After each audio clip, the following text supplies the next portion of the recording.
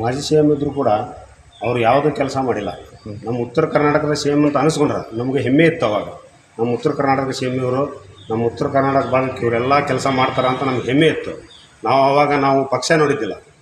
ಬೊಮ್ಮಾಯಿ ಅವರು ನಮ್ಮ ಉತ್ತರ ಕರ್ನಾಟಕದವ್ರು ಅಂದ್ಕೊಂಡಿದ್ದೀವಿ, ನಮಗೊಂದು ಹೆಮ್ಮೆ ಇತ್ತು.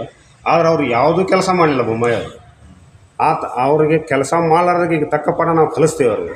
ನಮ್ಮದು ಇದೇ ಸವಣೂರು ಲಕ್ಷ್ಮೇಶ್ವರ ರಸ್ತೆ ಬರೀ 24 ಕಿಲೋಮೀಟ್ರಿಗೆ ನಾವು 2.5 ತಾಸು ಹೋಗ್ತಿದ್ವಿ ಸವಣೂರಿಗೆ. ಹೀಗಾಗಿ ಬೊಮ್ಮಾಯಿ ಅವ್ರು ಯಾರು ಫಸ್ಟ್ ಇದ್ದವರು ಉದಾಸಿ ಅವರು ಮಕಾನ ನೋಡಿಲ್ಲ ನಾವು ಇಲ್ಲಿವರೆಗೆ. 3 ವರ್ಷ 4 ಫೀಡ್ ಆಯ್ತು ಅವ್ರು ಬಂದು. ಅವ್ರ ಮುಖ ಸಹಿತ ನೋಡಿಲ್ಲ ನಾವು. ಲಕ್ಷ್ಮೇಶ್ವರ ಹೆಂಗೈತೆ ಅಂತ ಅವರೇ ನೋಡಿಲ್ಲ, ಮತ್ತು ನಾವು ನೋಡೋದು ಎಲ್ಲಿದ್ರೆ.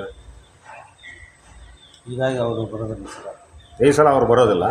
ನಾವು ಇಲ್ಲೆಲ್ಲರೂ ಒಗ್ಗೂಟಾಗಿ ನಾವು ಕಾಂಗ್ರೆಸ್ಗೆ ಓಟ್ ಹಾಕ್ತೀವಿ. ಜನರು ಏನಂತಾರೆ ಈ ಬಗ್ಗೆ? ಜನರ ಅಭಿಪ್ರಾಯ ಪೂರ ನಮ್ಗೆ ಆನಂದ ಸ್ವಾಮಿಗೆ ಐತಿ. ಆನಂದ ಸ್ವಾಮಿಗೆ ಮಾಡೋದು.